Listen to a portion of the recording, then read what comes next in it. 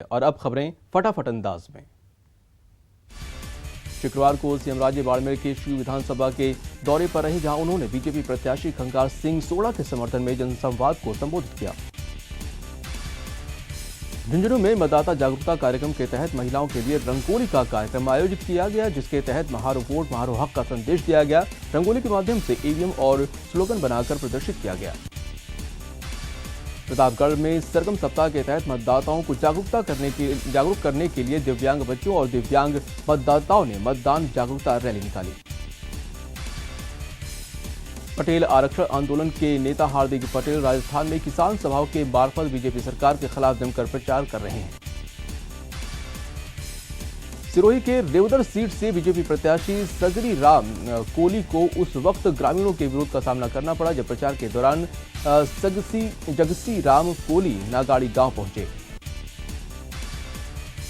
शुक्रवार को अजमेर का नाम world greatest record of India Limca book of record में दर्ज हुआ है। पटेल मैदान में निर्वाचन विभाग की ओर से मतदान जागरूकता अभियान चलाया गया। पूर्व मुख्यमंत्री अशोक गहलोत शुक्रवार को दौसा के लालसोट पहुंचे और कांग्रेस प्रत्याशी परसादी लाल मीणा के समर्थन में एक चुनावी सभा की। पंजाब सरकार के मंत्री विजय इंद्र सिंगला शुक्रवार को जैत सर पहुंचे और कांग्रेस के लिए चुनावी प्रचार किया। विधानसभा चुनाव को लेकर झुंझुनू में पीठासीन अधिकारियों और मतदान अधिकारियों की 4 दिवसीय प्रशिक्षण शिविर का आयोजन हो रहा है। ऑल इंडिया कांग्रेस कमेटी के पूर्व महासचिव मोहन प्रकाश शुक्रवार को झालावाड़ पहुंचे, जहां उन्होंने स्थानीय पत्रकारों से वार्ता कर केंद्र और प्रदेश में भाजपा सरकार पर जोरदार हमला बोला।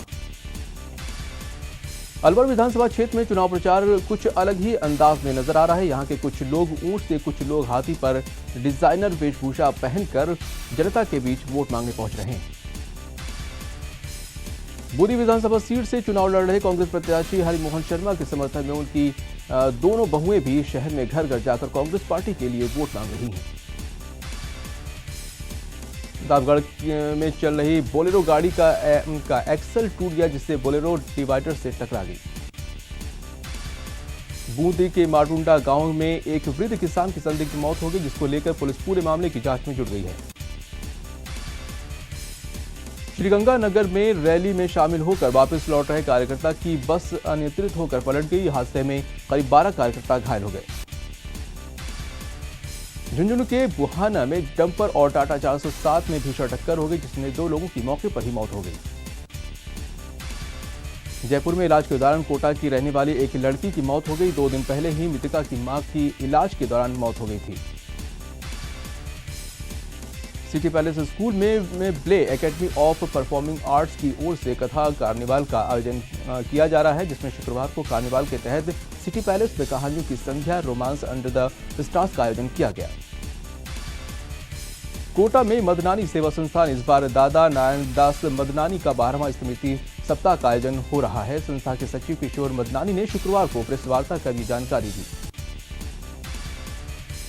बांसवाड़ा के लोधा गांव के न्यू लुक शिक्षक संस्थान और कार्यालय पर आकर विभाग ने छापा मारा है। अजमेर रेवेन्यू बोर्ड के चेयरमैन बी श्रीनिवासन का स्थानांतरण होने पर विदाई समारोह और सदस्य शांति लाल जैन का सेवानिवृत्ति समारोह आयोजित किया गया।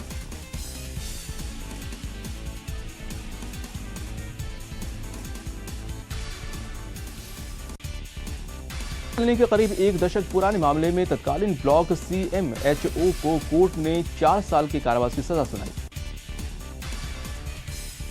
धौलपुर के बाड़ी उपखंड इलाके के राजकीय माध्यमिक विद्यालय में भवन का अभाव, इसके अलावा 3 मुख्य विषयों के अध्यापक न होने से छात्रों में परेशानी।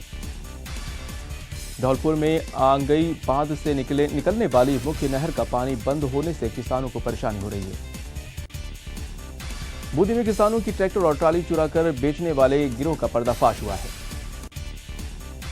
बारां जिले के अट्टू पुलिस ने एक युवक को 100 और 200 के जाली नोट के साथ गिरफ्तार किया है।